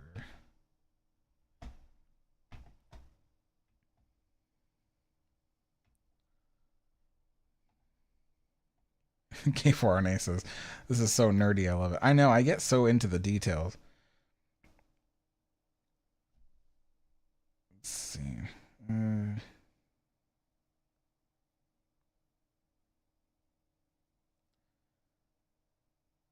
Lachlan.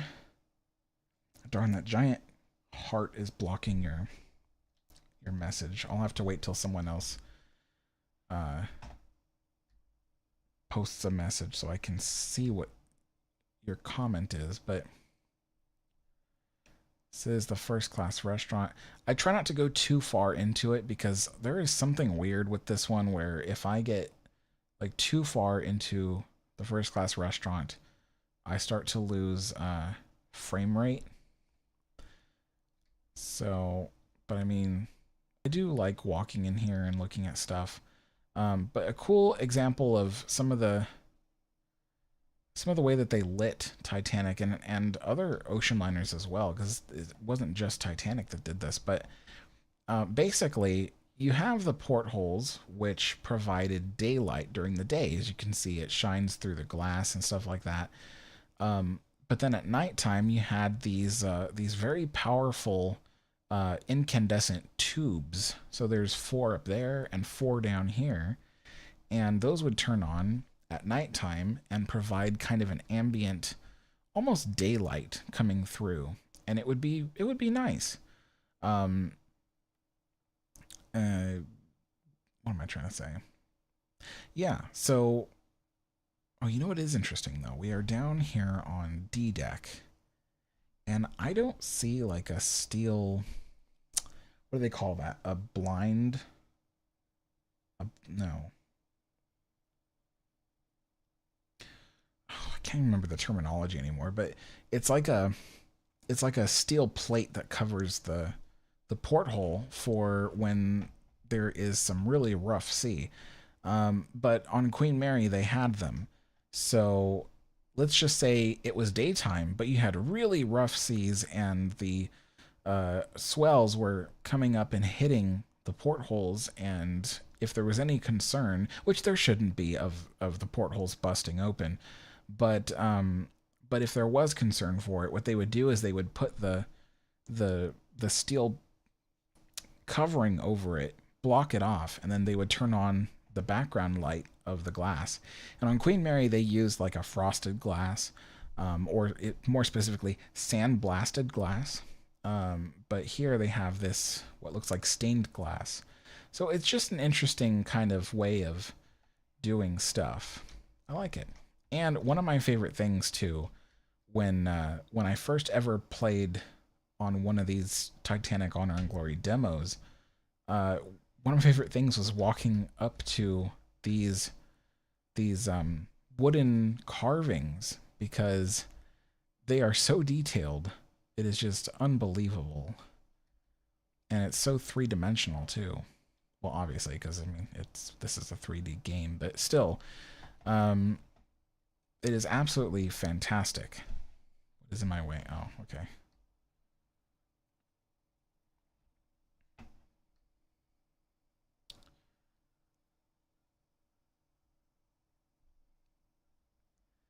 So we will continue down on our journey towards the engine room.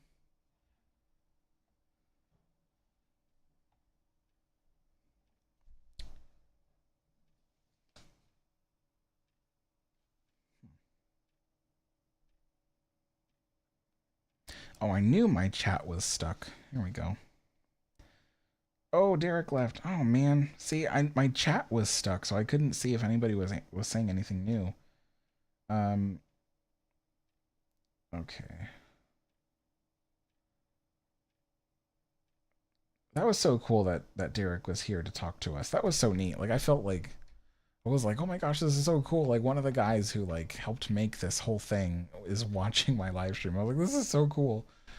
I get so nerdy over stuff, and I didn't want to be uncool in front of him. I didn't want to be like, no, it's you.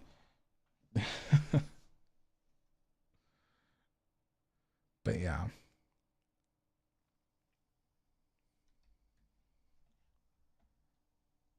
Let's see. Ant, thank you so much for the donation. Keep up the good work. Love your Queen Mary content. Thanks so much. And there's a lot more Queen Mary content on the way. Believe me, we have only just scratched the surface of all the Queen Mary content that's coming.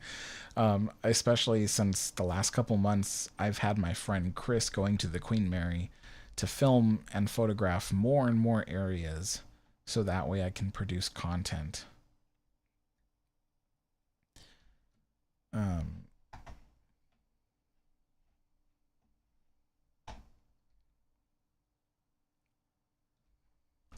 And like I said in my last live stream that I did, there's also something really cool that is related to the Queen Mary that in the next couple of months, I mean, literally just a few, not even very many months, but just a few months, I have a really cool surprise for everybody on this channel who are interested in it. I mean, it's not one of those things that it's like, oh, everybody's gonna love this, but I think people who are nerdy and love the Queen Mary will love the surprise that I have for them. I think they're gonna love it. It is not a video. It's not merchandise. Although it would be cool if I had some kind of Queen Mary merchandise for sale. But you guys will love it. It's gonna be free for everybody, so they don't have to pay a thing to see it. And yeah. Right now, I'm working on it along with my friend Shiloh. Shiloh is the first person that I met. So I know a lot of people, you've seen me do live streams with Steve, and Steve is often there to help me learn and teach new things about the Queen Mary. But before I ever met Steve, I knew Shiloh. And Shiloh was the person who kind of first taught me the first things about Queen Mary and got me really into the Queen Mary. And so Shiloh is helping me to create this Queen Mary surprise that I have for you guys. And it's going to be so neat. I've asked Steve if he'll help me too. I think he's very busy, so he just, I don't know. He's got a lot on his plate. So, because when I asked him if he would help me with this thing, he kind of looked like, oh my God, I've got so much to do. Kind of look on his face. So, oh, I keep forgetting this is down here because I never come to this corner of the ship. I was going to take you guys to the engine room. I don't know why I came all the way over here. But since we're here and I almost rarely show this area, I might as well.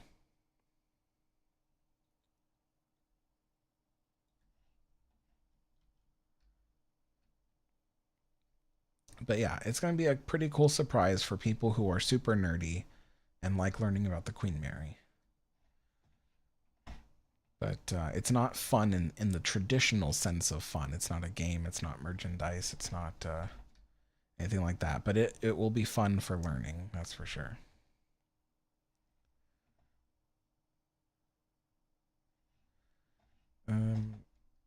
Okay. So...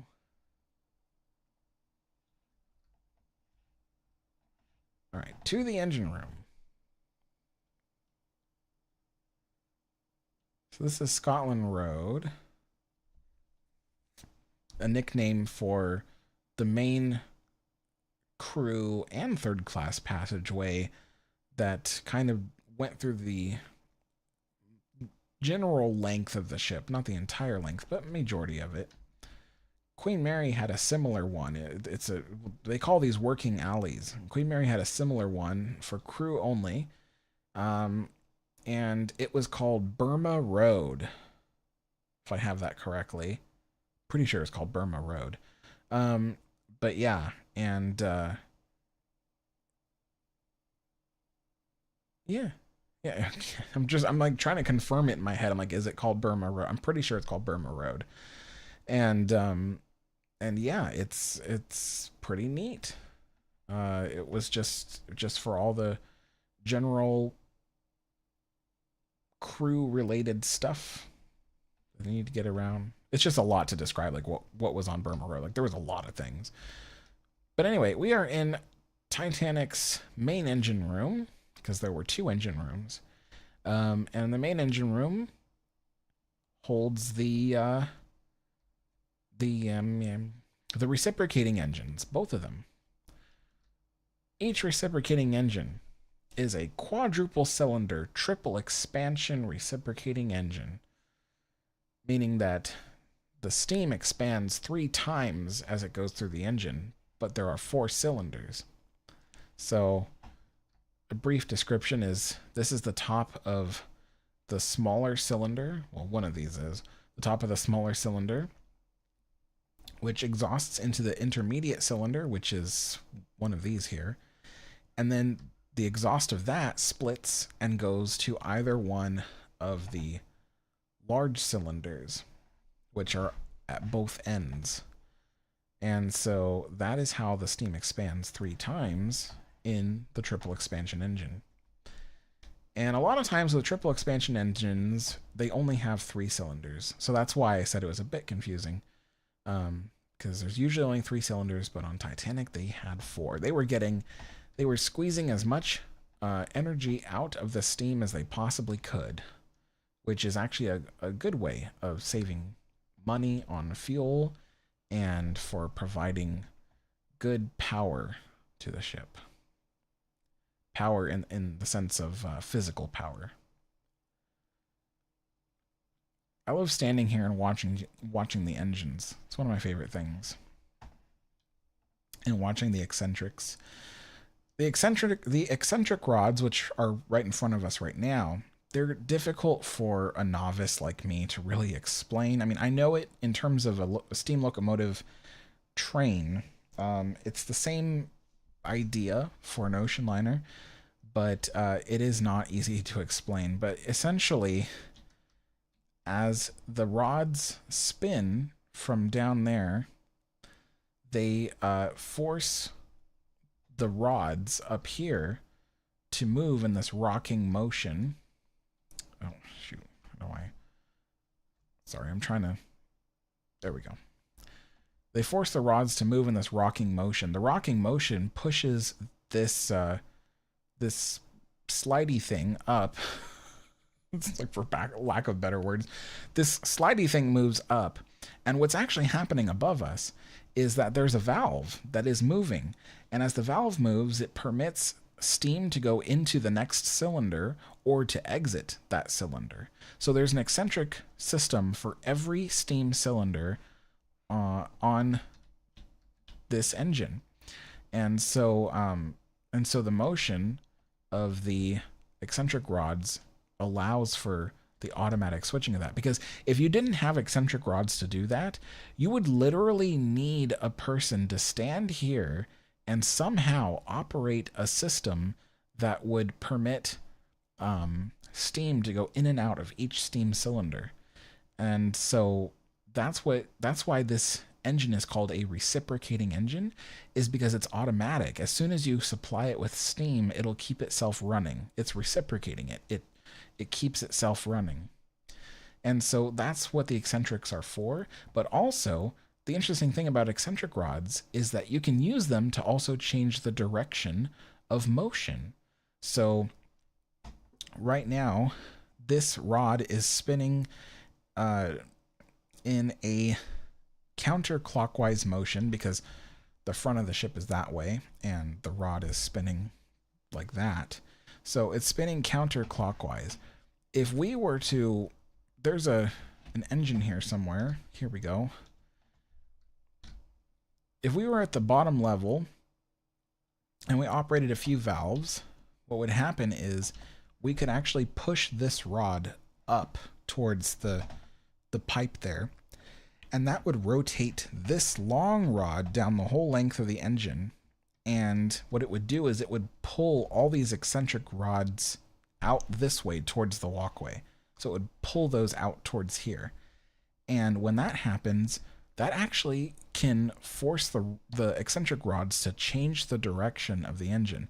Now, the only caveat is the engine has to come to a stop before it can change directions. Otherwise, if you pull the eccentrics out this way, you might actually damage the engine.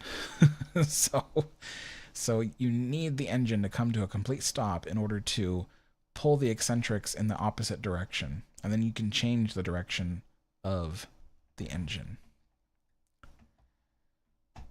Now, with steam turbine engines like Queen Mary, each of her engines had 4 steam turbines on them. And 2 of the 4 steam turbines were designed to also have reversing capability. So all 4 could go forward, but 2 of them could also do reverse. So the Queen Mary had half as much power in reverse as she did in forward motion. In forward motion, the Queen Mary could generate up to 210,000 shaft horsepower, but in reverse, that would be the opposite. She could generate up to 105,000 shaft horsepower. And even then, there's a few other caveats to that too, so really more like 100,000. This is Titanic, so with Titanic, the shaft horsepower rating for ordinary operation of these engines, these reciprocating engines, each of the reciprocating engines could produce about 15,000 shaft horsepower. And so let me think, make sure I'm doing the calculations right. Yeah, 15,000 shaft horsepower for each of these. So that's 30,000 in total between these 2 engines. Now, if we go to see the final engine, we go up here, out this door into the second engine room. So here's the second one. This is the steam turbine engine room. The steam turbine is the center, well, operates the center propeller on Titanic. And it's supplied with steam that comes in from the exhaust. Well, it's the exhausted steam from the 2 reciprocating engines. And this giant valve here supplies the steam to the turbine, and the turbine has a shaft horsepower rating of 16,000 shaft horsepower. So Titanic, all in all, during normal operation, could produce 46,000 shaft horsepower, which is pretty good for a reciprocating engine system, to be totally honest. I mean, Titanic had, I think, one of the if not the largest reciprocating engine system ever put on a steamship. So that's big. That's some cheddar right there. So anyway, yeah, pretty interesting. And they didn't have to operate the center steam turbine if they didn't want to. It was only just for providing extra horsepower to help the ship go a bit faster. But otherwise, they could change the valve and send the steam straight to the condensers. Oh, excuse me. Send the steam straight to the condensers, so that way they could be the steam could be condensed back into water and reused. And then this room also holds the emergency generators. So there's a few of them here. I think there are 3, but this pillar is blocking my view of the center one. But I think there are 3. And they're just the emergency dynamos. They're called emergency dynamos, but they're the emergency power generators for when the regular turbo generators are not functioning. In fact, did Titanic have turbo generators, or did it have... I'm pretty sure Titanic had turbo generators, not cylinder generators. Well, wait, no. I might be wrong, because... Okay, so I'm pretty sure this room housed the turbo generators. But those appear to be reciprocating engines. No. Wait. Those engines are not for the generators. The ones I'm looking at right there, that is for pumping. That's for pumping the condensed water. So after the water goes through the condensers, it must be pumped back to the boiler rooms, and or the water softening plant, actually, because that's got to account for something. But anyway, that's the pump system. So yeah, I don't know. I don't know if does somebody else know? Did Titanic have turbo generators? for its main generator system? Or did it use reciprocating engines? So yeah, that is Titanic's engine system. Here is the engineers' mess hall. It's where they can eat and stuff. We have a nice portrait here of King George V. He was still somewhat a new king at the time that Titanic went into service. Okay, so this is a poster for Project 401, which all the folks at Titanic Honor and Glory are working on. So like I said earlier in the live stream, there are 2 projects that they've been working on. And the main project that everybody knows about is Titanic Honor and Glory. It is the project where it will be available in like Unreal Engine 5, and it's going to be the entire ship, like supposedly 100% of it. Things will be movable, objects will be movable, sights, sounds. You'll be able to explore the ship at your will, at your leisure, learn about it. There will be lots of information available as you walk through the ship and explore. It'll be like literally like a virtual museum that you can also interact with. But this is for Project 401. Project 401 is like an upgraded version of this demo. So it's all the same places you get to see on the demo, except you get to have nighttime and sunset settings. It will have VR headset support, so you can see this in VR. You'll have in-game deck plans, so you can kind of follow along with where you're going. Full controller support, so I'm guessing that means that if you have like a game controller that you can hook up to your computer, then you'll be able to use the game controller to move around. And updated environmental sound design, so there'll be lots of new sounds, and it'll be, you know, much more realistic and that kind of thing. So there will also be, I think, photographs available as well. So as you go through the ship, you can see what a space looked like in an actual photograph.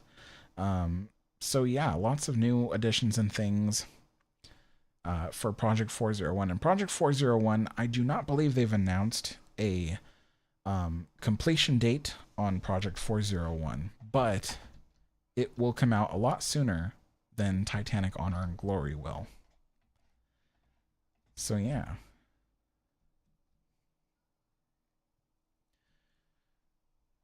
Anywho, it is just about 5 p.m. here, which is almost exactly the 2-hour mark, or we're approaching it at least. So I want to wrap this up and read out some more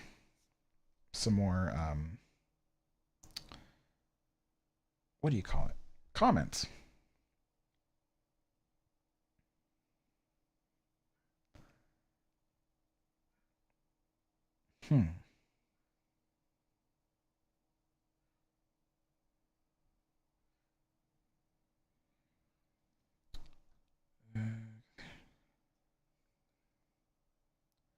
Oh yeah, K4RNA. So yeah, so the ship will move in I think it'll be Project 401. The ship will be sailing in Project 401. I don't think it ever reaches its destination, but it'll be sailing. So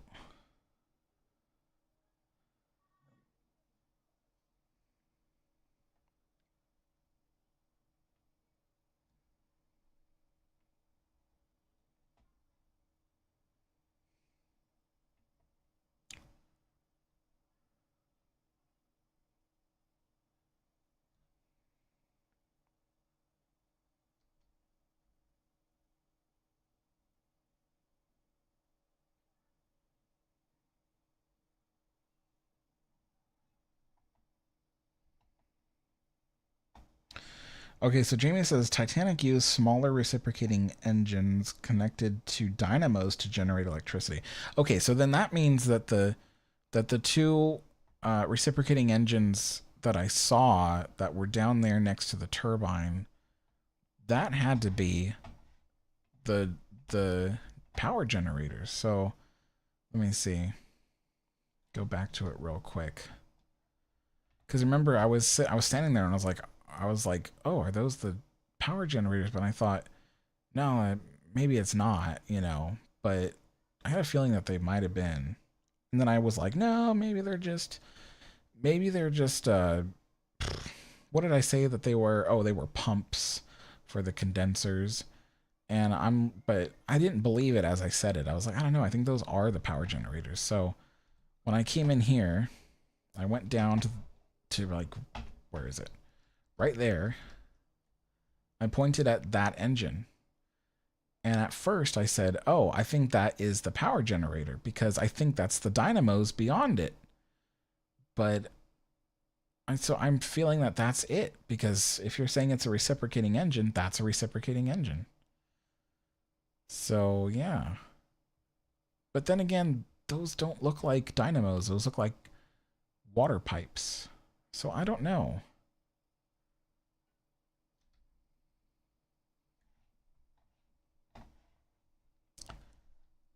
I imagine that there would be another one on the other side. Yeah, see. Well, those are smaller reciprocating. Well, no, those aren't even reciprocating. Those are pumps. Okay, so maybe those are the condenser pumps. Maybe those push the water from the condenser tanks. Well, if I had to put money on it, I'd say those are actually oil pumps. Yeah, those ones look like oil pumps. So then what's the big one that's behind me? That one right there.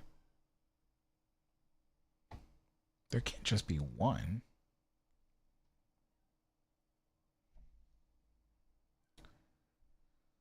So odd.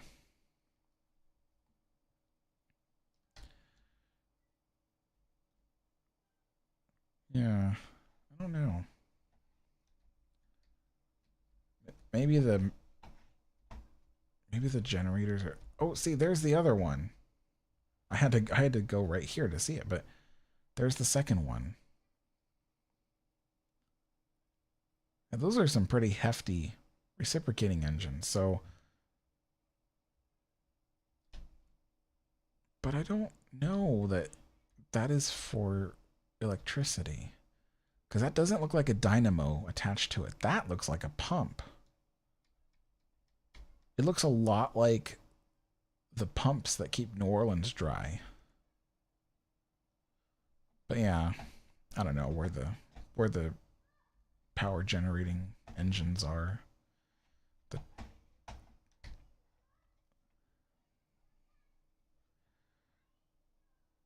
All right, folks. Well, I think I am all caught up with everybody's comments. So I'm going to call it quits now. I'm exhausted. And this weekend I have a lot of work to do. I have to try to get another video. I've been trying to get this video out for like 2 weeks, and I'm still barely working on it. But I have an idea for a shorter format set of videos that I think you guys will really like. So we'll see. We'll see. But anyway, folks, thank you so much for joining me. I've really enjoyed this. It's been a long time since I've done a live stream, so it was really good to be able to talk to you guys today and to have Derek here. That was really cool. I didn't expect that. So anyway, folks. Yeah, see, Jamie says the dynamos would have had a lot of large invisible coils and windings. Yeah, I figured. I was like, that could... So yeah, those must have been pumps. But anyway, thank you guys so much for watching, and I will see you all next time. Bye-bye.